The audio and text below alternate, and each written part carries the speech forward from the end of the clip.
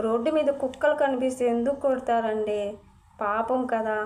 కనిపిస్తే తన్నడం పక్కన పెడితే మన చేతిలో ఏమైనా ఉంటే బిస్కెటో వెయ్యండి పాపం, ప్లీజ్ అండి. చిన్న పాపం, నోరు లేని పిల్లక. మమ్మల్ని వెనక కత్తితో పొడిచే వాళ్ళనే మనం ఇంట్లో పెట్టి అన్నం పెడతామే. పాపం ఏం చేస్తాయండి?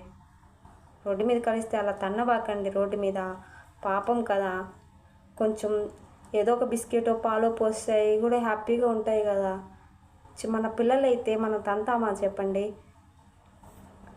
పిల్లలైతే అడుగుతారు నోరు తెలిసి, ఇది ఏం అడుగుతాయి? తన్నబాకండి ప్లీజ్ అండి. మీరు వేయకపోయినా పర్లేదు, అలా తన్నబాకండి. సో మంచి కుక్క పిల్లలండి. ఇన్ని పాలు పోస్తే శ్వాసంగా పడి ఉంటాయి.